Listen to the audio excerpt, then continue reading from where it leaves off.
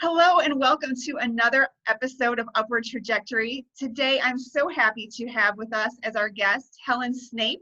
She's a relationship coach and she has a group that she started called How to Stop People Pleasing for Good, which I love. And I'd love to just get right into it. So welcome, Helen. Thank you so much for being here. Hi, Jennifer. Thank you for having me. Thank you. So if you could just kind of explain to us, how you got here. I know you have a backstory to this and we'd love to hear it.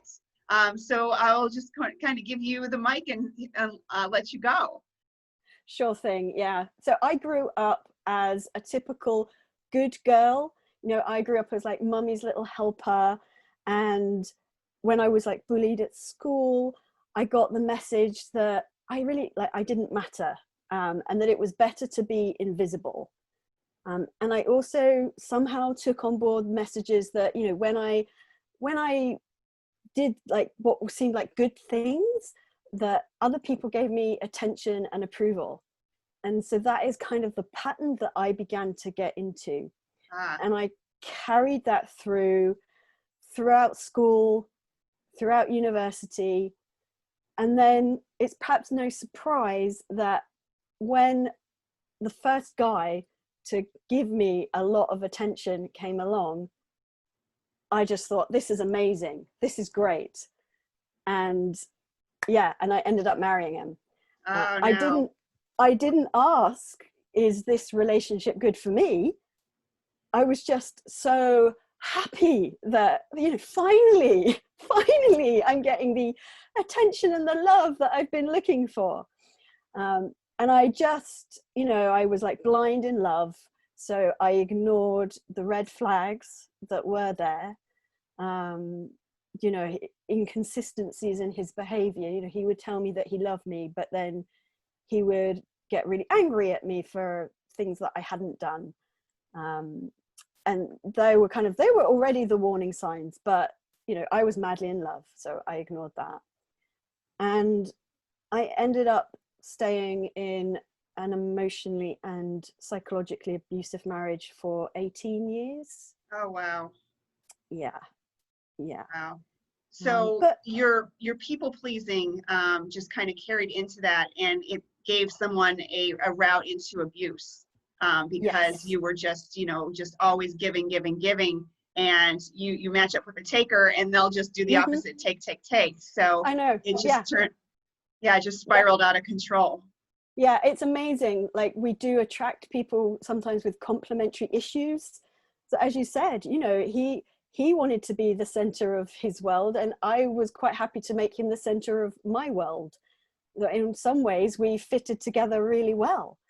But I was running on empty all the time. Like, I can only imagine.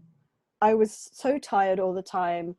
And, I did burn out at work at one point, and not surprising really.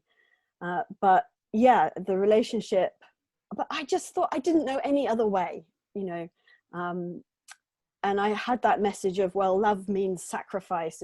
It's for better or for worse, right? And it wasn't until about 5 years ago now, when my mother got diagnosed with an incurable cancer. Oh, I'm sorry. Yeah, thank you. It just woke me up. I realized how precious and how short life is. And just something inside of me began to say, Helen, you deserve a better life than this. And also, if you stay in this marriage any longer, you're going to go crazy. Like, you're just going to completely break down. And then it'd be no good for anyone. Yeah. So what did you do next? So you had this realization and you knew that this wasn't good for you. So where'd you start? What did you do? I sought out a therapist because I thought I was going crazy. I really did. I just couldn't understand why I couldn't handle it all by myself. And so that was really helpful to have somebody that would listen to me for a start and validate my experience and what I was feeling, and be able to say, you're not going crazy. and be able to very gently point out the situation that I was really in, you know, an abusive marriage. And that very quickly helped me make the decision that I was going to leave. And probably within 6 weeks of starting to see a therapist, I left my marriage. Wow. I packed my bags one day, literally, and I left. Wow, that takes a lot of courage to do that. That's amazing. What gave you the inner strength to be able to do that? I think it was this inner, like, healthy adult part of myself that had really woken up, that knew that I needed to do this. And even though I was terrified of leaving, I was terrified both for myself, and also I was still obviously worried about my husband. I was like, you know, how is he going to cope when I leave? Because I still, you know, I was still in love with him, even though his behavior was bad. Yes. So you still had that tendency to think about his feelings. Oh yeah, of course. Yeah, of course. But, you know, I was like, no, I have to do this. Otherwise I am going to have a complete breakdown. And so I did. I literally packed my bags and left. And because of the situation, I felt I had to go no contact. And so I did that. And I think that was probably one of the best things that I did, because there is a big temptation to go back to that relationship, and get hoovered back into that situation. And that goes with any negative habit. It's so easy to get drawn back into it. And I like what you said, that you just have to cut yourself off, because in some instances that is what you need to do. You just need to go cold turkey, just a split, and give yourself time to heal and time to get the perspective you need so that you won't get pulled back in. So that's a really great point. So, okay, so you've moved out and you're on your own now. And what was your next thing? What did you do next?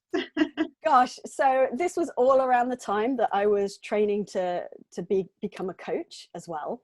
And I originally had the idea of becoming a career coach because my background is in human resources. So that all seemed very logical.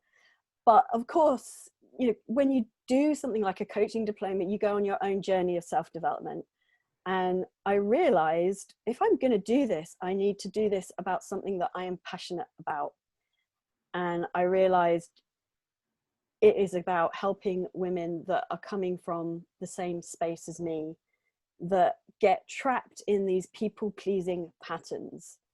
Because, like, I believe that we all deserve to live a life that we love, and we can only really do that when we have healthy relationships and we can be emotionally healthy.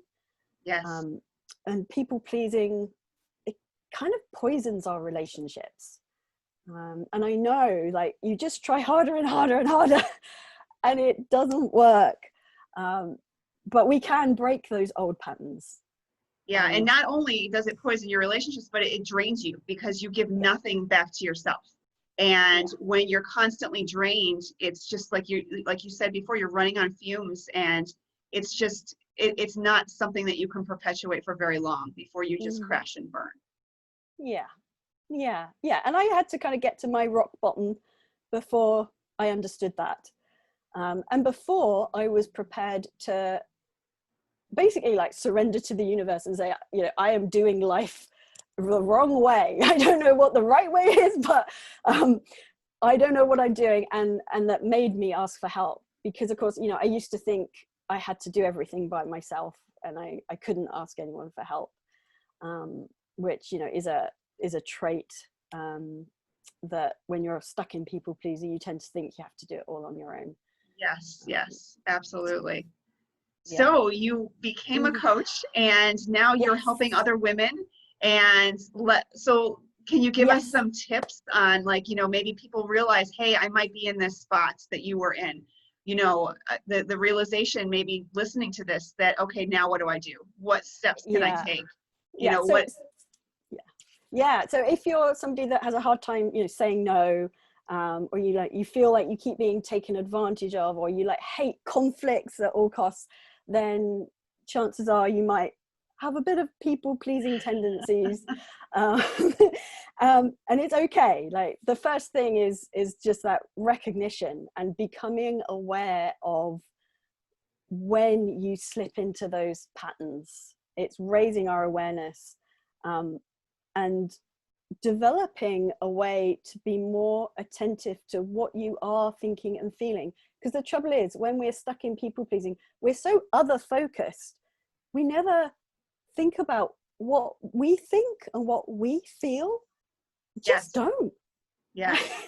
And it's a completely different, like you said, it's a different perspective. How do you do that shift back? How do you shift back to, wait a minute, am I taken care of before I can reach out and help? Because it's like the analogy, you know, when you're on the plane, you put your face mask on first if they come down before you help others. It's kind of that same thought, you know, you've got to put your own face mask on first, and then you can look around and help other people. So how do you shift back to that perspective?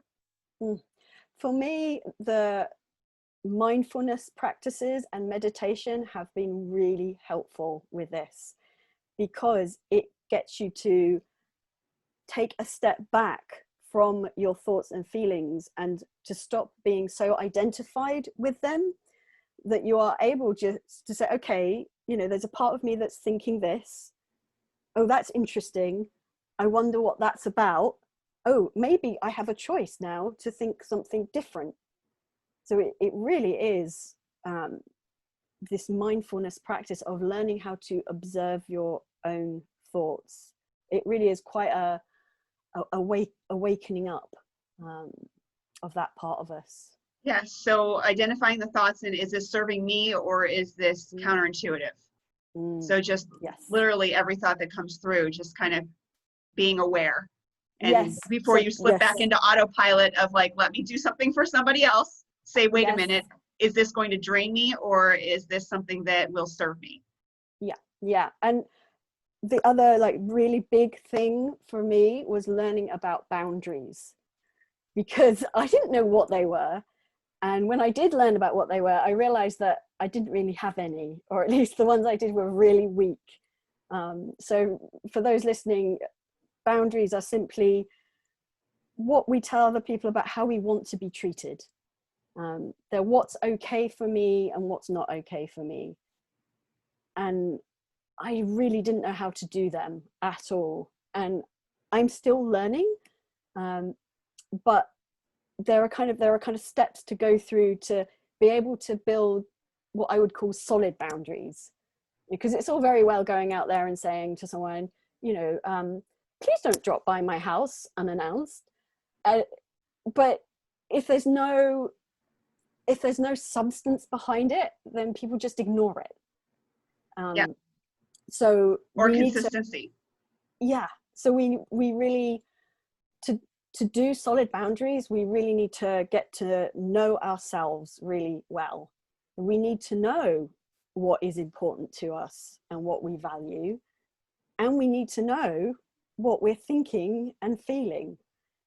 So it all comes back to that, the importance of that attention on ourselves, so that we know when we feel uncomfortable about what somebody has just done or said. So we can then tune in and say, well, okay, what is it about that was not okay for me? What do I need to do to look after myself in that situation going forwards? I love those two questions. Yes. So if you ask those two questions when something maybe is coming through that, like, I don't know what to do, am I slipping back into old patterns? Just asking those two questions. I love that. Yeah.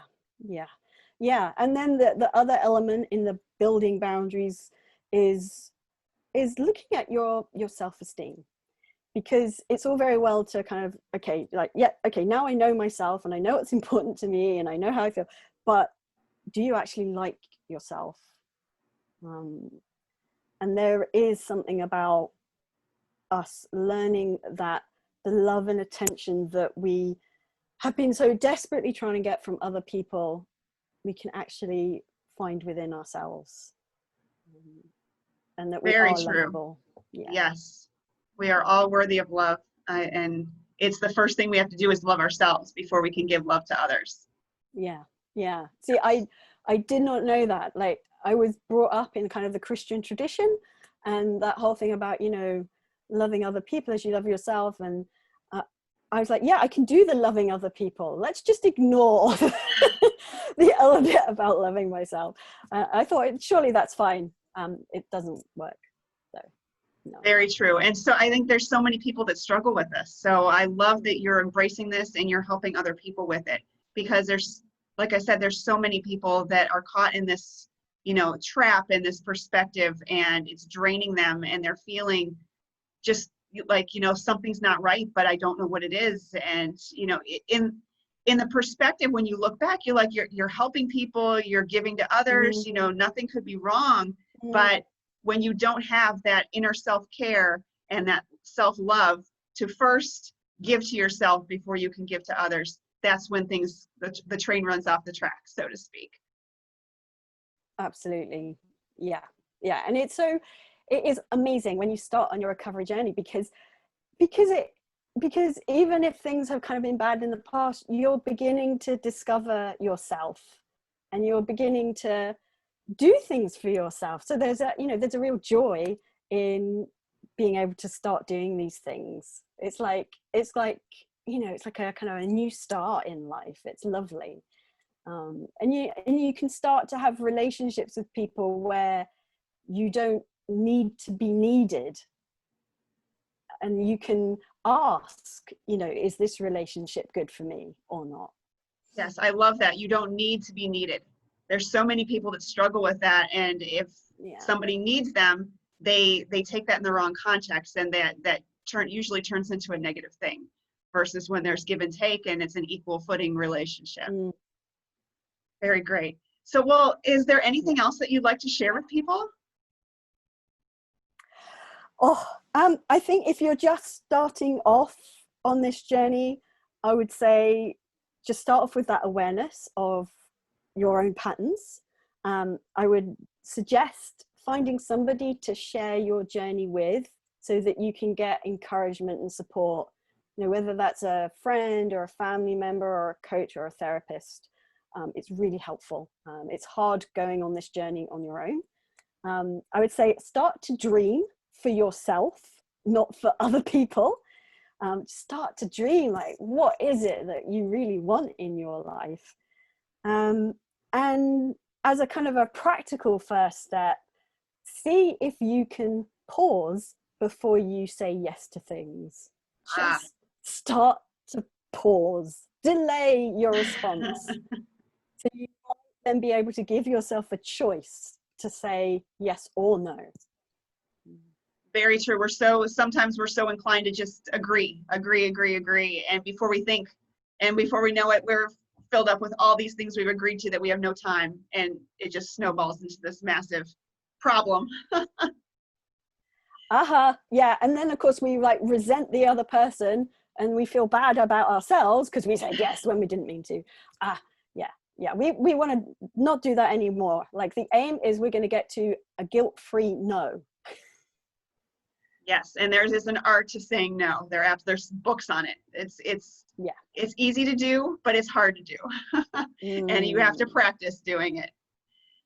Well, thank you so much for joining us, Helen. If anyone wants to reach out to you, again, you have another fall group for your How to Stop People Pleasing for Good that's starting up soon. And if anyone's interested or wants to reach out to you, how would they do so? The easiest way is to find my website, which is just helensnape.com, all one word, or find me on Facebook, where I have a group for recovering people pleasers, women only. I love that. Well, thank you again, Helen, for being here. It was great. I think that we got some great learning from this experience. And please join us again for another episode of Upward Trajectory coming soon. Take care.